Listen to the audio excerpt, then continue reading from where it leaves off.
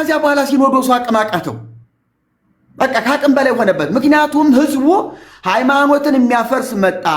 አቡነ ጳውሎስም ካድሬ ናቸው፣ የወያኔ ካድሬ ናቸው፣ ሙሉ ወንጌል ሂደው ቆርበዋል የሚል የሐሰት ወሬ እየተወራ ህዝቡ ሁሉ ውዥንብር ውስጥ ገባ።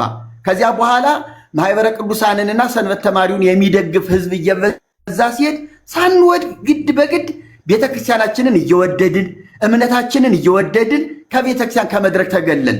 ከመድረክ መገለል ግን እውነትን መጣል ማለት አይደለም። ይኸውልህ ሶፊ፣ አንተ ያለህባት ቤተክርስቲያን ስህተት ብትፈጽም ከውስጥ ሆነ ልትታገል ትችላለህ።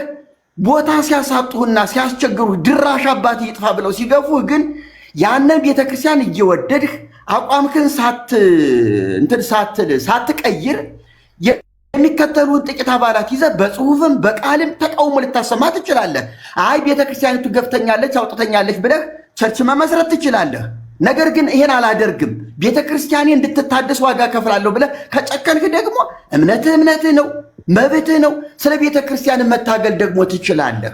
ስለዚህ ተገፍተህ ስለወጣህ የሁላችሁ ገደል ግቡ ብለህ ልትተዋት አትችልም ብዬ አምናለሁኝ። እኔ እንደዚህ ነኝ። እኔ አሁን ቤተክርስቲያኔ ቢገፉኝም ቤተክርስቲያኔ እውነት አላት፣ ስህተት ደግሞ አለ። ወገኔ አይኔ እያየ ገሃነም ሊገባ አይገባውም። እኔ በህይወት እያለሁኝ ተገፍቼም ቢሆን መታደስ አለባት ብዬ እቋቋመዋለሁ፣ ታገላለሁኝ በጽሁፍም በቃልም። መንግስት ደግሞ ፈቃድ ይስጠኝ። ምክንያቱም አሁን ፈቃድ ካላወጣህ ባለፈው ተነጋግረናል ከአንተ ጋር በአንተ ሚዲያ ፈቃድ ካላወጣን መንግስት ማነው ቀበሌም ቢሆን ወረዳ አካባቢ አያከራይም። ማነህ አንተ ይባላል። ስለዚህ አይ እኛ ኦርቶዶክስ ነን ስንል ኦርቶዶክስ ፈቃድ የላችሁም እንባላለን። ተሐድሶ ነን ስንል የተሐድሶ ፈቃድ የላችሁም እንባላለን። ስለዚህ ሳንወድ በግድ ፈቃድ ማውጣት ለህጋዊ ሰውነት ለማንነት ሲባል ፈቃድ ማውጣትና በመንግስት መመዝገብ አስፈላጊ ሆኖ ስለተገኘ መንግስት በሰላም ሚኒስቴር በኩል ፈቃድ ሰጠን። ፈቃዳችንን ይዘን ተሐድሶ ነን ቤተክርስቲያን እድል ትስጠን፣ ትጥራና ታነጋግር። አሁንም እኮ እኛ ትጥራና ታነጋግረን ነው። ስህተት ካለብን እንታረማለን፣ ችግር የለም። እውነት ከሆነ ደግሞ እውነታችንን ትቀበል ነው፣ ሌላ ጥያቄ የለውም። እና ቤተክርስቲያኒቱ ብታወግዘኝ ብታሳድደኝም እኔ ግን የያዝኩት እውነት ይዤ እየተደበደብሁም እስከ መጨረሻው እውቅታ ድረስ አገለግላለሁ እንጂ እውቅና አልሰጠችህም ማቆም አለብህ የምባል ሰው አይደለሁም።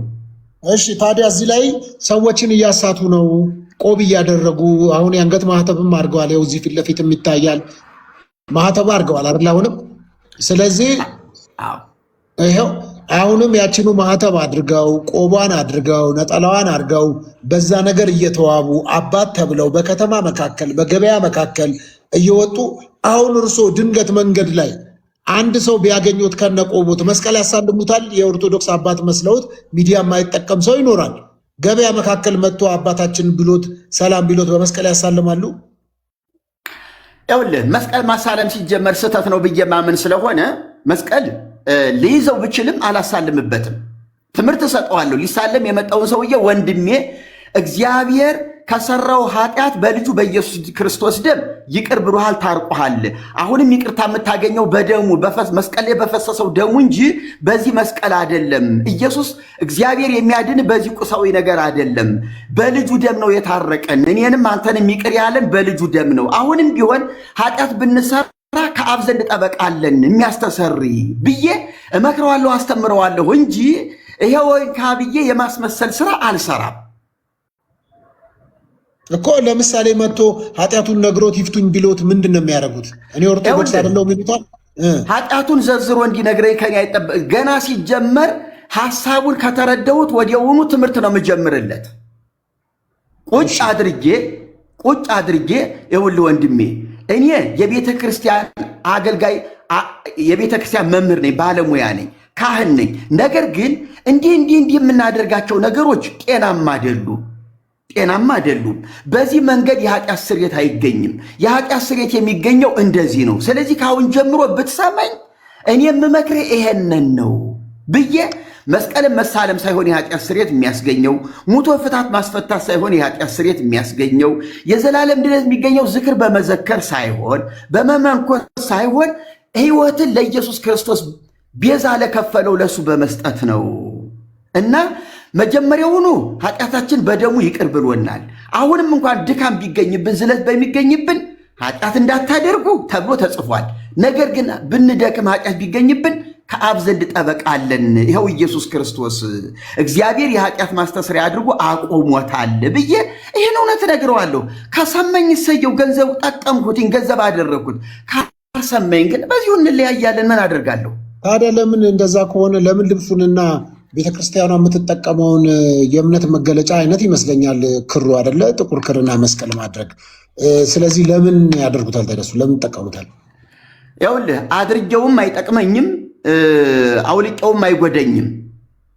ነገር ግን በቤተ ክርስቲያኒቱ የኖርንበት ቆቡ ካባው እንደሆነ ቤተ ክርስቲያኒቱ የራሷ ሀብት አይደለም። ሲጀመር እውነት ለመናገር ታሪክን ወደኋላ ቆፍረን እናምጣ ካል አልባሳት በሙሉ ቤተክርስቲያኒቱ የምትጠቀምባቸው ነዋየ ቅድሳት የሚባሉት አገር በቀል ሀብቶች አይደሉም። ሁሉም ከባህር ማዶ የመጡ ናቸው። ግማሹ የብሉይ ኪዳንን አስተምህሮ ተከትሎ የመጣ ነው። ግማሹ ደግሞ ከአሕዛብ እስራኤልም እንኳን የራሷ ከበሮ ጸናጽል የምትለው ነገር የራሷ ነገር አይደለም። ከባቢሎን በምርኮ ጊዜ ለ70 ዓመት ባደረገችው ቆይታ እዚያ የወረሰችው የተለማመደችው ነው። እዚያ እነ ዳዊትም እንኳን በመዝሙራቸው እግዚአብሔርን በከበሮ እግዚአብሔር በመለከት እግዚአብሔር በዚህ አመስግኑ ሲል የሀገር በቀል መሳሪያ አይደለም። እነ ዳዊትም ቢሆን ለአሕዛብ የሚጠቀሙትን እነ ፍልስጤም እነ ግብፅ ሌሎችም ሀገሮች የሚጠቀሙበትን ነው ያመጡ። የሙሴ እህት ማርያም እኮ ከበሮ ከምድረ በዳ አዘጋጅታ አይደለም፣ ከግብፅ ሲወጡ ይዘው የመጡትን ነው የሙሴ እህት ማርያም ከበሮ ይዛ ስትዘምር የነበረ እና የግብፅ ዕቃ ነው። ጸናጽል ምናምን ትንቢተ ዳንኤል ብትመለከት የናቡከደነጾር የዱራ ሜዳ የጣዖት ማመስገኛ ቦታ ነው፣ እንትን ዕቃ ነው። ያ ነው ወደ ግብፅ የገባው። ቆራርጧል እንዴ? አይሰማ?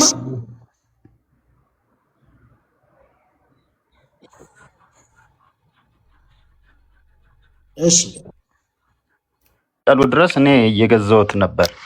ላይክ ሪፎርም ያስፈልጋል፣ አሪፍ ነው። ግን መስቀሉ ላይ ግን ተቃውሞ አንድ እቺን ማስተርፒስ አንድ እቺን ይጨርሱና ቆይ ተቃውሞ ምናምን እንሰጣለን እድል ሰጣለው። ከልብሱ አንጻር ግን እርሶ ቆብ ያደርጋሉ አይደለ? ይሄ ቆብ ነው የሚባለው። ይቅርታ አጠራሩ። አዎ ቆብ ነው፣ ቆብ ነው፣ ቆብ ነው። እርሶ መሪጌታ ኖት አይደለም? አዎ። ስለዚህ እኔ እስከማውቀው ካልተሳሳትኩ እኔ እስከማውቀው ድረስና እውቀቱ ብዙ የለኝም፣ ከእርሶ ጋር በዚህ ጉዳይ ቻሌንጅ ላደረጎት አልችልም። እስከማውቀው እውቀቱ ልክ ከሆነ አላውቅም። ቆብ የሚያደርጉ ክህነት ያላቸው ወይም ቄሶች ናቸው ይመስለኛል፣ አሊያ ደግሞ ዲያቆናት ናቸው። መሪጌታ ምናልባት ይጠመጥማል እንጂ ይሄ ቆብ የሚባለውን ነገር አያደርግም። እርሶ ምናልባት የመጨረሻ ስልጣኑ የሚሆነው መጠምጠም እንጂ ቆብ ማድረግ አይደለም። ስለዚህ ቆብ እያደረጉ እያሳቱ ነው የሚልም ግምት ያለው ሰው ሊኖር ስለሚችል እሱን እስቲ ያብራሩልኝ። እስቲ ልክ ነህ ሶፊ፣ ያላወካቸው ነገሮች እንዳሉ ተረድቻለሁ። ሲጀመር ቄስም በመጀመሪያ ደረጃ ቆብ የሚባለው ነገር ለቄስም አይገባም፣ ለዲያቆንም አይገባም፣ መርጌታም አያደርገውም ነበረ። ቆብ የሚባለው ሲጀመር ለመነኩሴ ነበረ፣ ለመነኩሴ ነበር ቆብ የሚባለው። መነኩሴ ብቻ ነበር ቆብ የሚያደርግ የነበረው። በኋላ ላይ ግን በቤተ ክርስቲያን አገልግሎት ውስጥ መነኮሳት ብቻ ሳይሆኑ ባለትዳር የሆኑ ቄሶች፣ መርጌቶች በደብር ኃላፊነት በደብር አለቅነት መሾም ሲጀምሩ እነዚህ የመነኮሳት አልባሳትን ጭምር መደረብ ጀመሩ። አሁን እኮ መነኮሳትም ራሳቸው የጳጳስ ሻርፕ የሚባለውን እየለበሱ ነው። ሻርፕ የሚባለው ይሄ ጳጳሳት የሚደርቡት ከዚህ ከካባቸው ከድስቱ ቆብ ጋር አብረው የሚለብሱትኝ ጥቁር ፎጣ አለ፣ የሆነ ቀይ ቀይ ከለር ያለበት እሱ የጳጳሳት ብቻ ነበረ በፊት። በእኔ ዕድሜ እንኳን የጳጳሳት ነበረ።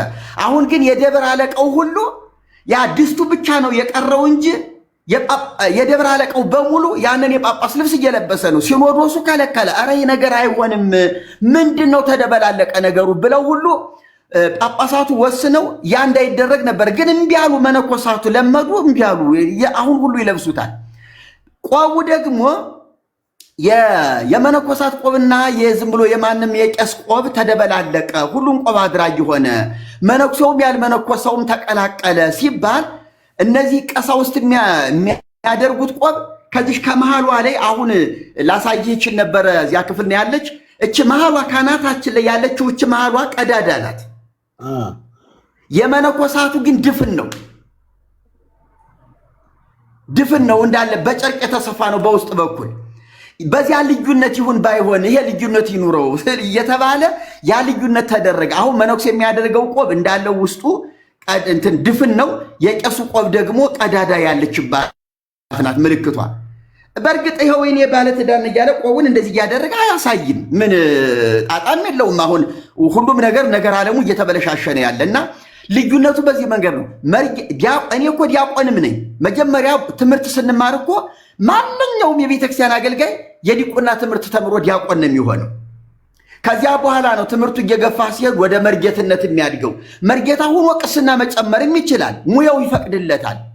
ቄስ ሁኖ ነው መርጌታ ሊሆን የማይችለው ትምህርት እስካልተማረ ድረስ። መርጌትነት የሙያ ጉዳይ ነው። ቅስናና ዲቁና ግን በጳጳስ የሚሰጥ ስልጣን ነው። አየህ፣ ቅስና ዲቁና ማለት በእጅ በመጫን በጳጳስ የሚሰጥ ሹመት ነው። መርጌትነት ግን የሙያ ትምህርት ነው፣ በሙያ የምታገኘው ነው። እንደ ዶክትሬት ነው። ዝም ብሎ ዶክትሬት እንካ አይባልም። ተምረህ ነው ዶክትሬት የሚሰጥህ።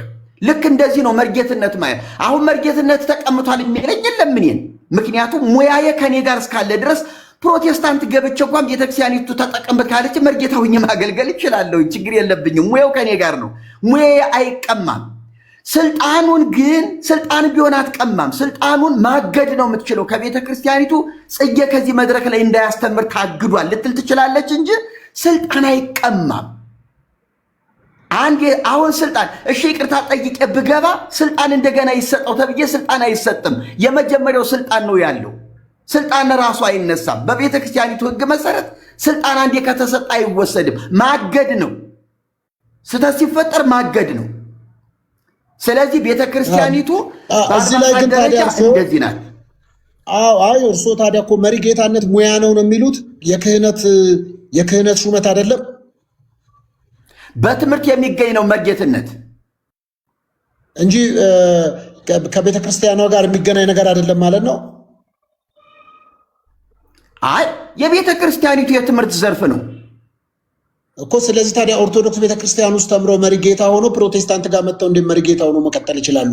ሙያው ከኔ ጋር አለ አሉ። መሪጌትነት የሚያገለግለው ለኢትዮጵያ ኦርቶዶክስ ቤተክርስቲያን ነው አይደለም? እንደዛ የሚል ሕግ የለም። ማንም ሰው ባለሙያ ይኸውልህ፣ መስጊድ እኮ ለምሳሌ እስልምና የያሬድን ትምህርት በኢትዮጵያ የምንገኝ ሙስሊሞች ጸናጽሉን ከበሮውን ማወቅ መማር እንፈልጋለን ካሉና መርጌታ ቢቀጥሩ መብታቸው ነው። ባለሙያ ሄዶ ሊያስተምራቸው ይችላል። የግድ ያሬድ የኛ የግል ነው የሚል ኢትዮጵያዊነት የለም።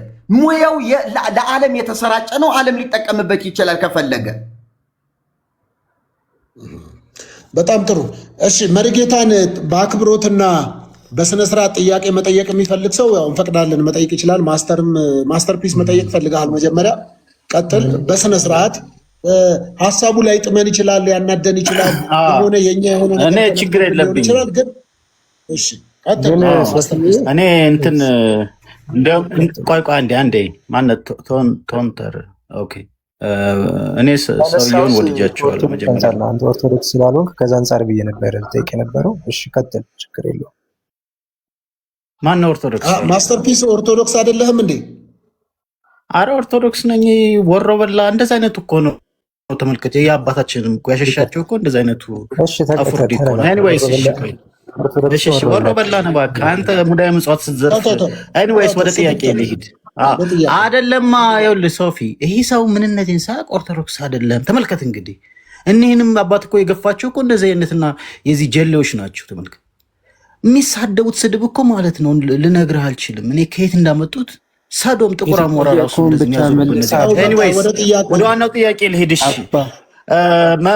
መርጌታ ጽጌ፣ እኔ መጀመሪያ አካባቢ ያነሱት እንትን በጣም የሚገርም እንዳውም ሀገር በቀል ፈላስፋ ሊያደርግ የሚችል እውቀት ነበር ያለ፣ አልተጠቀምንበትም እንጂ እንዳለመታደል ሆኖ እንዳልከው ሲኖዶሱም አይመስለኝም። ትንሽ እነዚህ እንደነ ቶንቶ አይነት ሰዎች ናቸው አንተን ላይክ እንትን ፈጥረው የገፉህ ግን መስቀል ላይ ያልከው ነገር ትንሽ እሱ አልቀበለውም።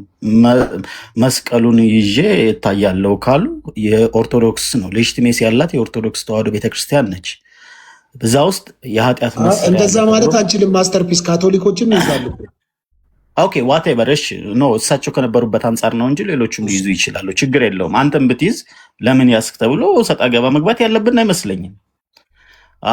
ግን እሳቸው ኦርቶዶክስ አባትም ስለነበሩ ከዛ ፐርስፔክቲቭ ለመስቀልም ያላቸውም ትክክል አይመስለኝም። እኔ እንደውም ታሪካዊ አመጣጡንም የሆነ ለማየት የአንጾር መስቀል በእጅ የሚያዝ ምናምን እያሉ በጣም ዲቴል የሆነ ከአርሊ ፋዘር እንትኖች አባቶች ጀምሮ የሚጠቀሙበት አንዳንዶች እንደውም አፍሮ አይገባም የተባለው መስቀል ራሱ ከላይም ከመለኮትም የመሰጠት እንትንም አለው እና እንዴት ይህንን በድፍረት ይህንን ሲናገሩ እኔ ሾክ ነው ያደረግኩት። መጀመሪያ ደስ ብለውኝ እንዴ ነው ያልኩኝ፣ እንደዚህ ይቻላል። ፕላስ የሚጠቀሙትን የኦርቶዶክስ የሆኑ እንትኖችን ሌሎቹ መጠቀም ይችላሉ ማለት እሱም ትክክል አይመስለኝም።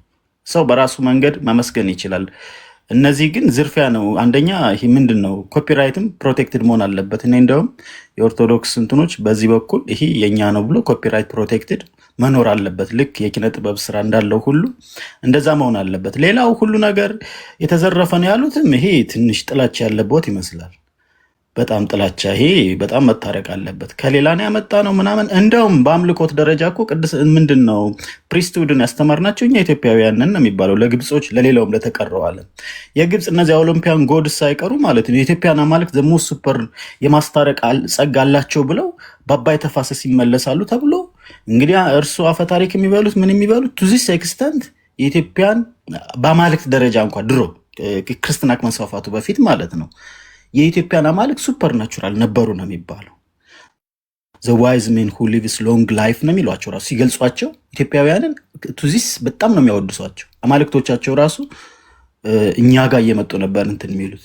ዳዮናሲስ የሚባለው እንደውም የልምላሜ አምላክ የኢትዮጵያ ነው። ያው ታሪክ የሚወሰደው በኃይል ባለው ስለሆነ ነው እንጂ የኢትዮጵያን አማልክት ቢጠና ክልከላው ምኑ እንደነዚህ አይነት ሰዎች ቢጠፉ በጣም መስራት ይቻል ነበር። ይህን እቃወማለሁ። ሙሉ ለሙሉ የተሰረቁ ናቸው ያሉት ትክክል አይመስለኝም። በዚህ ላይ እስኪ መልስ ይስጡን።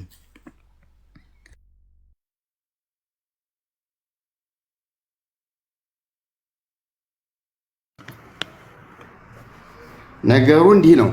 ይሰማል ይሰማል።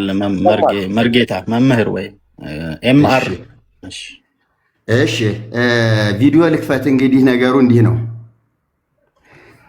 እንዲህ ካልሆንኩ አያምርብኝም።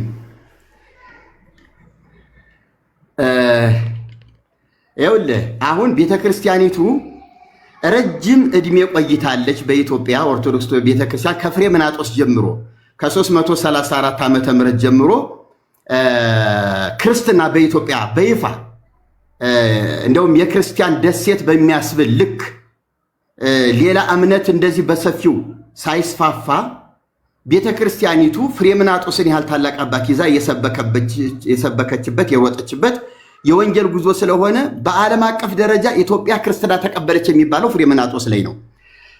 ከዚያን ጊዜ ጀምሮ ቤተክርስቲያኒቱ እውነት ነው በርካታ የዜማ መሳሪያዎችን ይዛ በ5ኛው መቶ ክፍለ ዘመንም ደግሞ ቅዱስ ያሬድ ተነሳ። ቅዱስ ያሬድ የነበረውን ዜማ መልክ በማስያዝ አሁን ያሬድን እኛም ብዙ ጊዜ የምናውቀው የሚተረከው የዜማ ደራሲ የዜማ ፈጣሪ እንደሆነ ተደርጎ ነው። ግን ጸናጽል በፊት ነበረ፣ ከበሮ በፊት ነበረ። የጸናጽል አጠቃቀሙ አጣጣሉ ከፊደሉ ጋር ያለው ውበት ለዛ አልነበረው። ያሬድ ነው ለዜማውም ለቅኔው ለጸናጽሉ ሁሉ መልክ ሰጥቶ በስነ ስርዓት ዛሬ እንደዚህ ውበት ባለው ሁኔታ በትምህርት ተቀምሮ እንደዚህ በአንድ ላይ ጸናጽል ወደ ታችና ወደ ላይ የሚወርደው መቋሚያ እንደዚህ በአንድ ላይ እንዲና እንዲህ የሚደረገው በያሬድ ስልት ነው እንጂ ከዚያ በፊት ጸናጽል ስላልነበረ አይደለም። በነ ዳዊት ጊዜ በብሉይ ኪዳን ዘመንም ጸናጽል ከበሮ ነበረ። በእስራኤል ሕግ ይሄ በጣም የተለመደ የዜማ መሳሪያ ነው። ያንን ነው ኢትዮጵያ ያመጣች። አገር በቀል ሀብት አይደለም። ረጅም ዕድሜ ስላስቆጠረ የራሷ ልታደርገው ትችል ይሆናል። ግን የኔ ብቻ የሚል ደግሞ መብት ደግሞ አይፈቀድላትም። ይሄንን መብት ደግሞ ልጠይቅ ካለች እነ ግብፅ፣ እነ ባቢሎን፣ እነ እስራኤል ሁሉ አሉ። ታሪክ ተጠንቶ ባለቤቱ ማን ነው ከተባለ፣ ስለዚህ እኛ ኢትዮጵያውያን ተጠቅመንበታል። ወንጌላውያን ደግሞ አሁን ቢጠቀሙበት በመጡበት ጊዜ ጀምሮ ቢጠቀሙበት መብታቸው ነው። አውሮፓውያን ቢጠቀሙበት መብታቸው ነው። የኛ ብቻ የሚባል ነገር የለም። ቆባችንም ቢሆን ጵጵስናችን ከግብፅ ከእስክንድሪያ ብሎም ደግሞ ከነግሪክ የመጣ ነው። ስለዚህ ይሄ አልባሳት የኔ ነው የኦርቶዶክስ ብቻ የሚባል ነገርም አይደለም እንዴ። ለምንድን ነው ቤተክርስቲያኒቱ አሁን እኮ አምባገነን አስመሰላት ቤተክርስቲያኒቱን ሳታውቀው አምባገነን እኔ ብቻ። አዎ ልክ ነው፣ አምባገነን ናትኝ። መንግስታትን ስትቀባ የነበረች የሀገር ባለውለታ የነበረች ዳር ድንበርን አስጠብቃ የነበረች ታቦት ሳይቀር ይዛ የዘመተች ቤተክርስቲያን መሆኗ ታሪክ ይመሰክርላታል። ግን ይሄንን ውለታዋን በትልቁ እንዘክርላታለን እንጂ ይህ ያንቺ ብቻ፣ ይህ ያንቺ ብቻ፣ ያንቺ ብቻ ብለን ንብረቱን ሙሉ የሀገር ሀብት በሙሉ ለእሷ መስጠት ግን የማይመች ነው። ታሪክ የማያስኬድም። ባለፈው ጊዜ ከበሮ፣ ጸናጽል ወደ 11 ማቴሪያል የዜማ መሳሪያዎች ለኦርቶዶክስ ተወሰነ ተባለ። እንዴ ማን ነው የሰጠው ደግሞ ለኦርቶዶክስ? እንተያይ ተባብሎ በበለጠ በባሰ ሁኔታ ወንጌላውያኑ ተሐድሶ ከበሮ እንዳለ ገዛ። እስቲ ይምጣ ያግደን ወንድ ይሆን አለ። ቤተ ክርስቲያኒቱም ደንግጣ ዝም አለች። ፍርድ ቤቱም ወሰንሁ ያለው አካልም ዝም አለ። ምንም ማድረግ አይችልም። ምክንያቱም ወደ ውይይት ይምጣ ቢባል ውድቅ ነው የሚሆነው ይሄ ውሳኔ። እና እኔ ከዚህ አንጻር ነው መስቀልም የተባለው ነገር የእጅ መስቀል፣ መጾር መስቀል፣ አዎ ልክ ነው። መስቀል በየደረጃው አለ፣ በየአይነቱም አለ። የእንጨት መስቀል፣ የብር መስቀል፣ የወርቅ መስቀል አለ። ጌታችን የተሰቀለበት ግን የእንጨት መስቀል ነው። ምንም አይነት ዲኮር የለውም። ምንም አይነት ጌጣጌጥ የለውም። ጠላት የጠረበው ነው። ጠላት እንደ ለወንጀለኛ መቅጫ ያዘጋጀው ነው። ቅዱስ መስቀል እናድርገው ብሎ የሚያሰበበት የለም።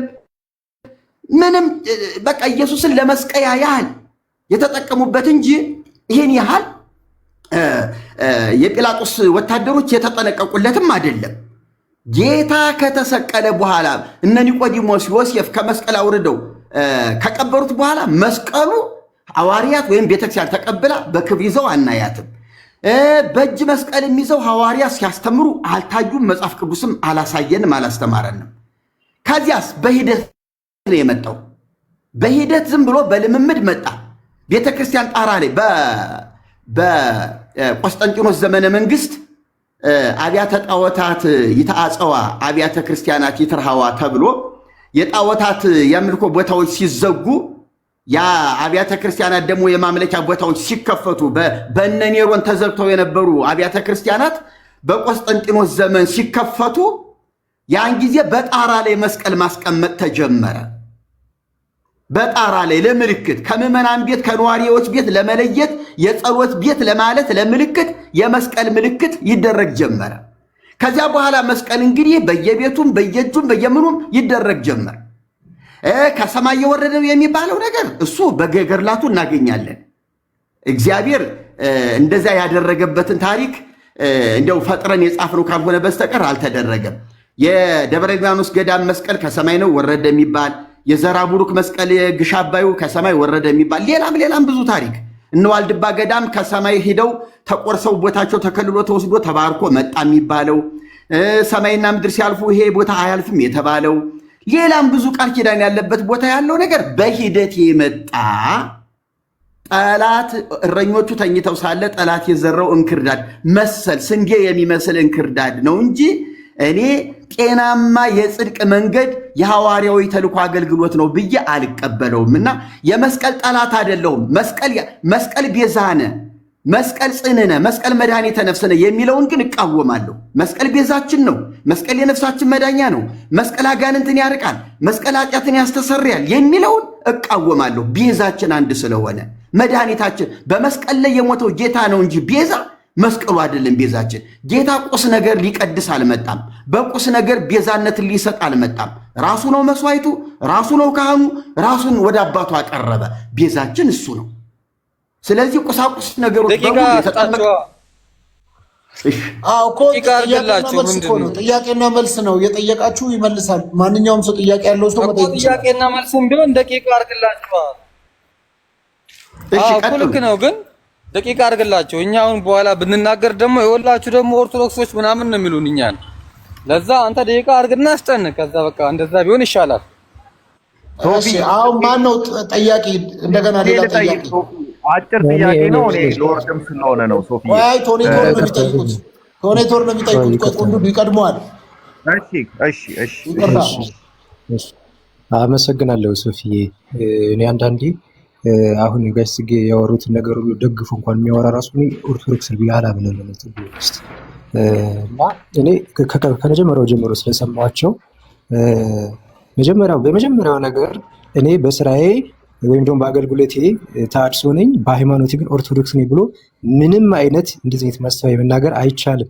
ደግመን ነው የምንናገረው፣ እርስዎ ኦርቶዶክስ አይደሉም። ሲቀጥል ለአጋዥነት ፕሮቴስታንቶችን እንጠቀማለን አሉ። ከፕሮቴስታንት የትኛውን ክፍል ነው ለአጋዥነት ላስተምሮ የሚጠቀሙት? ይህንን ይመልሱኛል። የትኛውን የፕሮቴስታንት ዲኖሚኔሽን ነው የሚጠቀሙት? በደንብ ያዳምጡኝ፣ ይህን ይመልሱልኛል።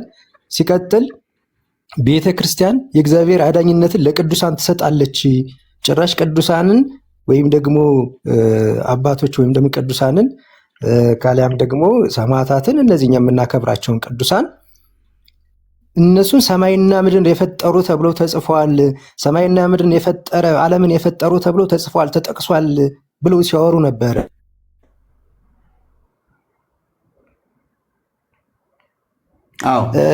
ለቅዱሳን ትሰጣለች።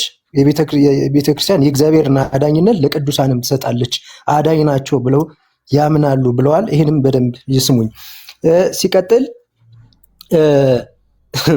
ለኔ መወገዝ ከቤተ ክርስቲያን መወገዝ ሲኖዶሱ ሁሉ ከአቅሙ በላይ ሆኖ በጣም ብዙ ነገሮችን አውጥቶ አውርዶ ህዝቡ ሲኖዶሱ ወይም ደግሞ በጣም የሰንበት ትምህርት እንደገና ማህበረ ቅዱሳን ሲነሱበት ነው ከአቅሙ በላይ ሆኖ በእኔ ላይ የወሰነ ብለዋል። ለእርሶ ሲኖዶሱ ከአቅሙ በላይ ሆኖ፣ ስለዚህ በደንብ ይሄንም እንዲሰጡበት እፈልጋለሁ።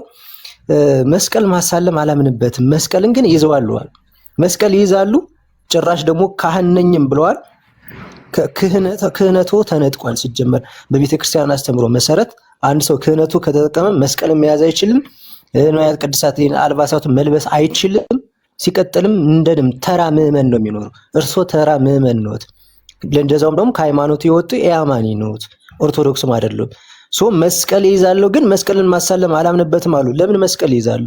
መስቀሉን ለምንድን ነው የሚይዙት? መስቀሉን ካላመኑበት ለምን መስቀል ይይዛሉ? ይህን ነገር እንዲመልሱልኝ ይፈልጋለሁ። ካህን ነኝ ያድርግበት፣ አልባሳቱን ግን ባደርገውም አይጠቅመኝም ባላደርገውም አይጎዳኝም አሉ። ካልጠቀሙትና ካልጎዳው ለምን ይለብሳሉ? እርስዎ የሚለብሱ ከሆነ ስለዚህ በኦርቶዶክስም መነገድ ፈልገዋል ማለት ነው። ይሄ አልባሳት የሚለብሱት የካህን አልባሳት ካልጠቀሙት ካልጎዳውት ለምን ይለብሳሉ? ሰው ሲያዩት እርስዎን እንደ ኦርቶዶክስ እንዲጠቅም በኦርቶዶክስም መጠቀም መነገድ ፈልገዋል ማለት ነው። ስለዚህ መልስ እንዲሰጡበት እፈልጋለሁ። ንዋየ ቅድሳት የቤተ ክርስቲያን አይደሉም አሉ። የቤተ ክርስቲያን ስለዚህ ንዋየ ቅድሳት የምትጠቀማቸው የእርሷ አይደሉም፣ ተኮርጀው ነው ወይም ደግሞ ከውጭ የመጣ ወይም ሌላ ሁሉም መጠቀም ይችላሉ ብለዋል። ጨራሽ እርስዎ ግን የቤተ ክርስቲያንን ንዋያተ ቅድሳት ቤተ ክርስቲያን ራሷ እንደሆኑ ህግ እንትን አላት፣ ስልጣኑ አላት፣ መብቱ አላት፣ ተሰጥቷታል፣ ዋስትናም አላት። እንደውም አንዳንዶቹ በነገስታት ዘመን ተሰርቀው የሄዱትን ሁሉ ራሱ ዩኔስኮ እንኳን በ1970 አካባቢ የኢትዮጵያ ነው ይሄ ብሎ እንደተናገረ ራሱ አለ እኮ። ይሄን ነገር መናገር ይቻላል እኮ።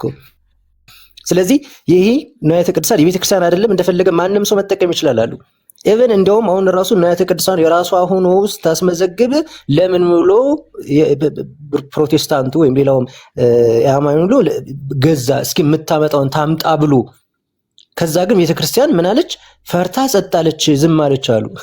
ቤተክርስቲያን እችን ሀገር ለሰላም ያላደረገችው፣ እችን ሀገር በሰላም እንድትኖር ያላደረገችው ነገር የለም።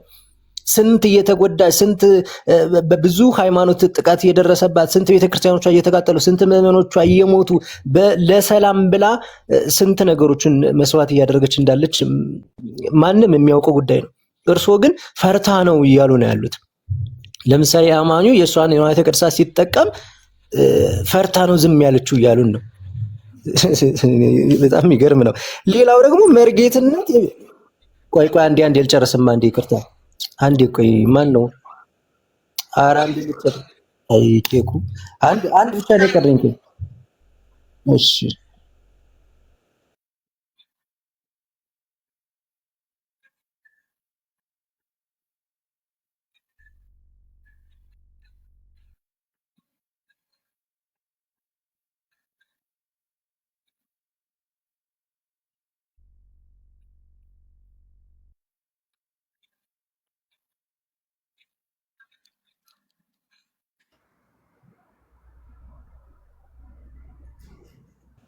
እሺ አመሰግናለሁ። እቀጥላለሁ። እንደው የመጨረሻ ጥያቄ ላድርገውና ለሌሎችም ሰው እንትን ቦታ እንዳልይዝ። ሌላው ሲቀጥል የተናገሩት ነገር ምንድነው? መርጌትነት የቤተ ክርስቲያን ማዕረግ ወይም ሹመት አይደለም አሉ። እንዴ ምን ማለት ነው ይሄ? ማንም ሰው ተነስቶ መርጌታ ነኝ ማለት ይችላል? አይችልም። ሲጀመር የመርጌትነት ማዕረግ የራሱ ስርዓት አለው እኮ። እንዴት ነው የቤተ ክርስቲያን ሹመት አይደለም ሊሉ የቻሉት? ሲጀመር መርጌታ ማለት ምን ማለት ነው? መርጌታ የሚለው እኮ በቤተ ክርስቲያን በጣም የተከበረ በጣም ትልቅ ማዕረግ እኮ ነው። ማዕረግ ለዛውም ደግሞ ያንን የማዕረግነትን ስርዓት ያላሟላ ሊሰጠው የማይችል የራሱ የተከበረ ትልቅ ማዕረግ እኮ ነው በቤተ ክርስቲያን ስርዓታችን። እንዴት አስበው ነው እርሱ መርጌታነት የቤተ ክርስቲያን ማዕረግ ሹመትም አይደለም ማንም ሰው ተነስቶ መርጌታ መሆን ይችላል የሚሉት? ይህንን በደንብ የጠየቅኩትን ነገር እያንዳንዷን ነገር እንዲመልሱልኝ እፈልጋለሁ። ሶፊ አመሰግናለሁ። እግዚአብሔር ያክብርልኝ። እሺ እንዳይበዛ ሌላውን ጥያቄ ከዚህ መልስ በኋላ እናደርጋለን። ይሄንን አጠር አድርጌ ልመልስ። ማብራሪያ ደግሞ ብጨምር ይበዛል። የትኛውን ፕሮቴስታንት ነው የምትጠቀሙት ላልከው ነገር የታወቁ ትልልቅ ወንጌላውያን የኢትዮጵያ መጽሐፍ ቅዱስ ማህበር አባልነት ውስጥ ያሉ አሉ። ራሷ ኦርቶዶክስ ቤተክርስቲያን እንደ እህት አብያተ ክርስቲያናት አብራ የምትጠቀምባቸው ለምሳሌ ኢትዮጵያ መጽሐፍ ቅዱስ ማህበር ካቶሊክ፣ ፕሮቴስታንት፣ ወንጌላውያን አብያተ ክርስቲያናት የሚባሉ አሁን ነቢያት ቸርች የሚባሉትን አያካትትም። ወንጌላውያን አብያተ ክርስቲያናት የሚባሉ አሉ። እነሱን አብያተ ክርስቲያናት ሱቅ አላቸው። ኢትዮጵያ መጽሐፍ ቅዱስ ማህበር አባል ናቸው። በትርጉም ስራ በአንዳንድ ቃላት ጥንቃቄ ዙሪያ ከኦርቶዶክስ ቤተክርስቲያን ጋር በአባልነት አብረው የሚሰሩ እነዚህ ትልልቅ አብያተ ክርስቲያናት ስለ ኦርቶዶክስ ግንዛቤ እንሰጣቸዋለን። ለዚህ ነው አሁን በእኛ እድሜ አሕዛብ ናት ሲሏት የነበረችውን ኦርቶዶክስ ቤተክርስቲያን አሁን እናት ቤተክርስቲያን ማለት የጀመሩት። እናት ቤተክርስቲያን ለማለት የቻሉት እኛ በሰጠናቸው ጤናማ ግንዛቤ ነው ማለት ነው። ቆይ አሁን ጣልቃ ትግቡብኝ። ከዚህ የተነሳ እነዚህን ወንጌላውያን አብያተ ክርስቲያናት መጻሕፍቶቻችንን በሱቃቸው እንዲሸጡልን፣ ካሴቶቻችን በሱቃቸው እንዲሸጡልን፣ ድጋፍ እንዲያደርጉልን፣ የቤት ኪራይ እንዲከፍሉልን፣ የመጽሐፍ ማሳተሚያ እንዲያግዙን እርዱን እንላቸዋለን። ስለዚህ በዚህ እግዚአብሔር ይባርካቸው ለቁም ነገር አብቅተውናል። አሁን ብዙ ደረጃ በጣም ማንንም ድጋፍ በማንጠይቅበት ደረጃ ላይ ደርሰናል። ትልቅ ስራ እየሰራን ነው። ለመዳናችን ቅዱሳን ፈጣሪ ብለና እንዳልን አድርገህ ላልከው ነገር ይኸውልህ ወንድሜ፣ አንተ ከቤተ ክርስቲያኒቱ ምናልባት አንድ ምዕመን ከሆንህ እንጂ ሙያው ካለህ ግዕዝ ጠቅሼ መጽሐፈ ዚቅን፣ ድጓን፣ መጽሐፈ ቅዳሴን፣ ሳታትን አሁን ልጥቀስልህ ባጭሩ ኑንስ ግድላቴ ለማርያም እግዝእትነ ወመድኃኒትነ ለዘገብረት ብርሃናተ አበይተ ባሕቲታ። ልብ በሉ፣ ይሄንን ሪከርድ ይደረግ፣ ያዙት።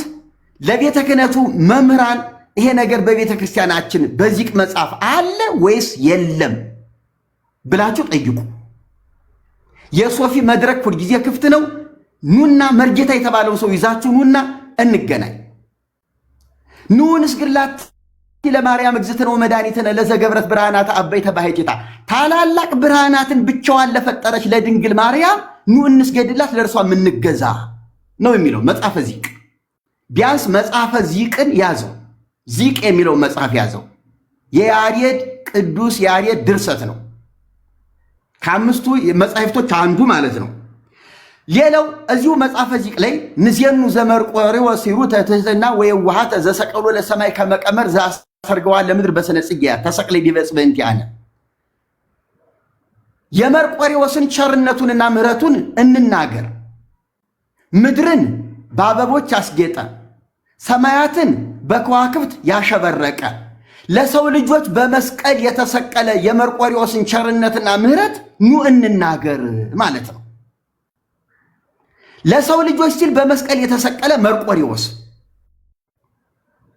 በተአምር ወንጌል ይሄን አይልም። ስለዚህ ደግሞ ይሄ አይደለም ምድርን በአበቦች ያስጌጠ ዛሰርገዋ ለምድር በስነ ጽጌያት ዘሰቀሎ ለሰማይ ከመቀመ ሰማይን እንደ ዋልታ እንደ ድንኳን የዘረጋ መርቆሪዎስ ተብሏል። ይሄ ብቻ አይደለም። እምቅድመ ሰማያት ወምድር ሀልወትኪ ለድንግል ማርያም የተደረሰ የእነ አባ ጊዮርጊስ ድርሰት እምቅድመ ሰማያት ወምድር ሀልወትኪ ከሰማይና ከምድር መፈጠር አስቀድሞ ነበርሽ። ፀሐይ ወወርሂ ቀደሙኪ ፀሐይ ጨረቃ አልቀደሙሽም። መላእክተ ሰማይ ይትልአኩኪ የሰማይ መላእክት ያገለግሉሽ ነበር። አሁን ይሄ እኮ በሐሳብ የነበረች ነው እንዳትለኝ፣ አይደለም በሐሳብ የሚያሳይ አይደለም ያለው ቃሉ በአካል እንደነበረች አኗኗርሽ ከሰማይ ከምድር መፈጠር አስቀድሞ ነው። መላእክት ያገለግሉሽ ነበር ያላት በአካል ስላለች ነው ማለት ነው። ስለዚህ ይሄ እንዲህ አይነት አደጋ አለ ማለት ነው በቤተ ክርስቲያናችን ውስጥ። ሌላው በቅዳሴ መጽሐፍ ላይ ስለ እሁድ ሰንበት የተነገረውን ልንገርህ። ስለ እሁድ ሰንበት ዛቲ ዕለት ክብርት ከመአብ ይቺ ዕለት እሁድ እንደ አብ የከበረች ናት። ወልዕልት ከመ መንፈስ ቅዱስ ወልዕልት ከመ ወልድ እንደ ወልድ ከፍ ከፍ ያለች ናት። ወርቢት ከመ መንፈስ ቅዱስ እንደ መንፈስ ቅዱስ ደግሞ የሰፈፈች ናት ብሎ እንደ አብ እንደ ወልድ እንደ መንፈስ ቅዱስ ሰንበትን እኩል ያደረገ መጽሐፍ ነው። ሌላ በመጽሐፈ ሰዓታት መስተውቁ በተባለው ድርሰት ለእሉ ክሌቱ ፍጡራን ስብሐተ ፈጣሪ ይደልወሙ እስመ ተአረዩ በክብሮሙ ለመስቀልና ለማርያም የፈጣሪ ስግደት ይገባቸዋል፣ የፈጣሪ ክብር ይገባቸዋል። ስብሐተ ፈጣሪ የፈጣሪ ክብር ይገባቸዋል፣ በክብራቸው ከፈጣሪ ጋር ተካክለዋልና ይላል። እንዴት ነው ፍጡርና ፈጣሪ አንድ አድርጋ አታመልክም የምትለኝ? ከዚህ የበለጠ መውደቅ የታለ? እና ይሄውልህ ለማስረጃ ያህል ይሄን ሪከርድ አድርገህ ከያዝክ እርግጠኛ ነኝ ሌላ ቀን መርጌታ የተባለውን ብትፈልግ በአካል ብትፈልግ በዚህ ሚዲያ መገናኘት እንችላለን። የሲኖዶስ አቅም ያልከውን ትንሽ ላጥራልህ። ሲኖዶሱ እኔን ጽጌ መናፍቅ ነው አላለኝም። ተጠየቅኩኝ፣ መልስ ሰጠሁ። ሲኖዶሱ አመነበት በጉዳዩ ተስማማ። ስለዚህ ከሐምሌ 1 እስከ ሐምሌ 7 ነበር የሲኖዶሱ ስብሰባ። ሐምሌ 7 ላይ ወሰነ፣ ጨረሰ። መስከረም 1 ስራህን ትጀምራለህ፣ መስከረም 1 እንገናኝ፣ ደብዳቤ ይደርሳል ተብዬ። ነሐሴ ጾም ግን ፍልሰታ የእንታ ገብረ ሕይወት የሚባሉ ደብረ ሊባኖስ ነበሩ፣ እማውቃቸው አባቴ ናቸው። ከሳቸው ሂጄ ልቆይ ብዬ ባጀት ተመድቦልኝ ማረፊያ ቦታ ተሰጥቶኝ ደብዳቤ ይዤ ሄድኩኝ። ከዚያ ማህበረ ቅዱሳን ነበር መጀመሪያም ለሲኖዶስ የከሰሰኝ። ጽጌማ አሸነፈ፣ ተረታችሁ፣ ሲኖዶሱ ከጽጌ ጋር ተስማማ፣ መስከረም 1 ጽጌ ስራውን ሊጀምር ነው፣ አሁን ደብረ ሊባኖስ ሂዷል ሲባሉ እዚያው ሂደን ካልገደል ነው ጽጌ መቶ ጉድ ይሰራናል አሉና 3 ካቻማሊ ተከራይተው መጥተው ነው ደብረ ሊባኖስ ነሐሴ 3 ቀን እሑድ ጠዋት የቀጠቀጡ። በዚያ ሁኔታ ነው ህይወት የተርፎ አሁን እንኳን የነርቭ መድኃኒት ተጠቃሚ ነኝ። በቃ ጭንቅላቴን አፈራርሰው ጥለውት እና የሲኖዶሱ አቅም ያልከው ሲኖዶሱ ጉልበት ያለው ማህበረ ቅዱሳን እኮ ነው ሲኖዶሱን የሚመራው። ይሄን አታውቅም እንዴ ወንድም አለ እንዴ? ተረጋጋና እውነቱን እንነጋገር። የቤተ ክርስቲያን ውድቀትና ጉዳት ያሳዝነኛል። አንተን የሚያምህን ያህል ያመኛል። ግን በማይሆን ሰዎች ስትመራ ደግሞ በጣም እበሳጫለሁ።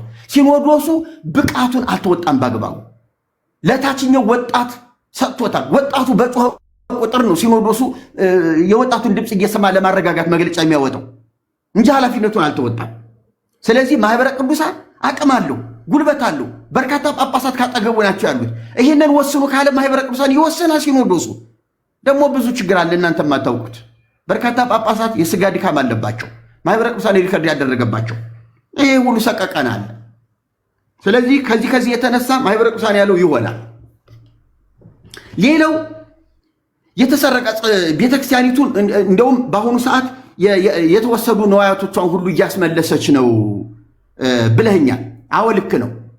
በእነ አቡነ ጳውሎስ ጊዜ እነ አፍራዊ ገባ መስቀል ተመልሰዋል። የጣና ቂርቆስ የቅዱስ ያሬድ መዘመሪያ አልባሳት ተመልሰዋል። የአፄ ገብረ መስቀልና የያሬድ መስቀል ተመልሰዋል። እንዲያውም አቡነ ጳውሎስ 150 ዓመት በእንግሊዝ ሙዚየም ተቀምጦ የነበረ ታቦት መጥቶ ሲገባ እኔም ቦታው ነበርኩ። ቅድስት ሥላሴ 90 ታቦታት ገና በእንግሊዝ ሙዚየም ተቀምጠዋል። 90 ታቦታት አሉ። ይህንን ማህበረ ቅዱሳንም በመጽሔቱ በጊዜው አውጥቶታል። 90 ታቦታት በእንግሊዝ ሙዚየም ተቀምጠዋል። ብሪቲሽ ሙዚየም በሚባለው በዚያ ይሄ የእናንተ አይደለም የኛ ነው፣ ለእናንተ አይጠቅማችሁም ስጡን ብዬ ወደፊት እንመልሳለን ብለውኛል። አሁን ግን የመጣውን ይሄንን ይዤ መጥቻለሁ ብለው ያንን ታቦት ይዘው እንደመጡ ተናግረዋል። ወንድም ዓለም የብራና መጻሕፍቶቻችን ወደ ጀርመን ይሄዱ፣ ወደ እንግሊዝ ይሄዱ፣ ወደ አሜሪካ ይሄዱ፣ ወደ ሌላም ሀገር የሄዱ መጻሕፍቶቻችን ንብረቶቻችን ማለቂያ የላቸው። አዎ ተወስደዋል። እየተመለሱ ነው። ጥሩ ነው፣ ትመልስ። የሚጠቅመውን ትመልስ። ስለ ጽላት አሁን መነጋገሪያችን ርዕሳችን አይደለም እንጂ ስለሱም እንኳን 90 ታቦታት እዚያ ለመመለስ ያለውን ቢወሰድ ደስ ይለኛል። እዚህ ቢወስዱልን ዛው አንተ ክህነት ተወግዟል፣ ክህነት የለህም፣ ምንም ስልጣን የለህም ላልኸው ይኸውልህ ስለ ክህነት በደንብ ወቅ። ክህነት ይሰጣል፣ አንድ ጊዜ አይቀማም። በቤተ ክርስቲያኒቱ ስርዓት መሰረት ነው የምነግርህ። ክህነት ይሰጣል፣ አይቀማም። ማገድ ግን ይቻላል ከአገልግሎት። አንድ ቄስ ወይም አንድ ዲያቆን መናፍቅ ሆኖ ሲገኝ ከአገልግሎት ከደሞዝ ታግድሃል ይባላል። ወይም ደግሞ ከቤተ ክርስቲያኒቱ ተወግዝሃል ይባላል። ውግዘት ማለት መለየት ማለት ነው። ለይተናሃል ይባላል። ይለያል ያ ሰው። ያ ማለት ግን ምናልባት ሌላ ጊዜ ከዓመት ከሁለት ዓመት በኋላ ተሳስቻለሁ ብሎ ቢመጣ አይ ክህነቱን ትሸረንበታል፣ እንደገና ክህነት እንስጠው ተብሎ ክህነት አይሰጠውም። ምንም አይነት የቄደርም የምንም ስርዓት አይፈጸምለትም። በቃ ወደ አገልግሎቱ ነው የሚገባው። ምክንያቱም ክህነቱ ነበረዋ መጀመሪያ ታገደ እንጂ ክህነት አልተቀማም። መርጌትነትን ግን ከዚህ ላይ እየታወቀው ክህነት በእጅ መጫን በጳጳስ የሚሰጥ ነው። ሙያ ኖረውም አልኖረውም በጳጳስ ይሰጣል ዝም ብሎ። መርጌትነት ግን ቆሎ ትምህርት ቤት ለፍተህ ደርቀህ ለምነ መከራህን አይተህ የምትማረው ትምህርት ነው። ያንን ሙያ ተምሬ መጥቼ መርጌታውኛ በቤተክርስቲያን የመርጌትነት ሙያዬን ይዤ መጥቼ ቤተክርስቲያኒቱ አልቀጥረኝ ካለች ንግድ ልገባ እችላለሁ። ግን መርጌታ እየተባልኩ እጠራለሁ። አንዳንድ ሰዎች እኮ ከውጭ ሀገርም ሆነ ከሀገር ውስጥ ዶክተሬታቸውን ይዘው ደሞዝ ሲያንሳቸው አይ በዚህ ደሞዝማ እኔ ትዳሬን አልመራም ብለው እኮ ዶክተር እየተባሉ በሱቅ የሚሰሩ አስመጭና ላኪ ነጋዴ የሆኑ እኮ አሉ። ግን መርጌታ ናቸው፣ ሙያቸው አለ። ቄስም ይባላሉ፣ ቤተክርስቲያን አያገለግሉ። ምክንያቱም ቄስ ነዋ፣ ሙያው አለው። ቢወገዝም አይ ተወግዝሃል ካንተ አልሳለምም ሊባል ይችላል።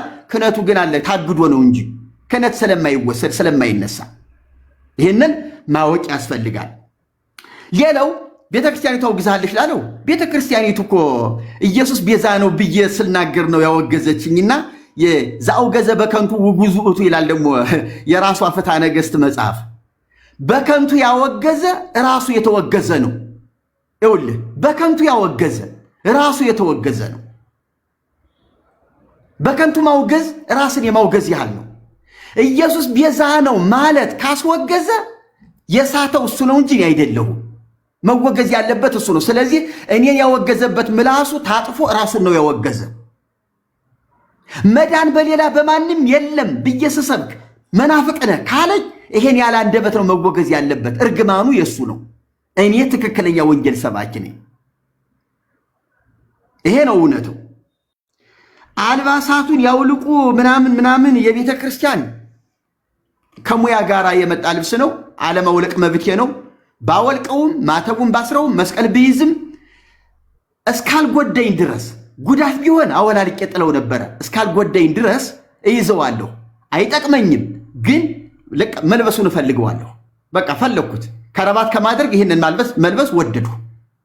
ስለዚህ ቤተክርስቲያኔ ደግሞ የቆየሁበትም አሁንም ወይሆን በእኔ መረዳት ትክክለኛ ኦርቶዶክስ ነኝ ብዬ ስለማምን ልብሱም የኔ ነው፣ የሚገባው ለኔ ነው። ይህንን እንዲያው አንተ ጎበዝ ከሆንህ ወደ ቤተ ክህነቱ አካባቢ ብቅ በልና ይሄን ደፋር ሰውዬ ለምንድን ነው ተከራከራችሁ መልስ የማትሰጡት? የሆነ መፍትሄ የማትሰጡት ለምንድን ነው በለበላቸው። ጀግና ወንድ ካለ ይምጣና ይነጋገር። ልብሱንም ቀሚሱንም ተከራክሮ ረቶ አሸንፎ ይውሰደው።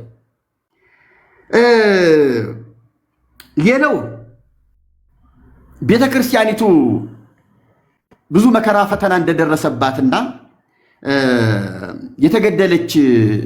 የተገደሉባት የፈረሱባትም ብዙ ነገሮች እንዳሉ እየተወራም ነው እሰማለሁ።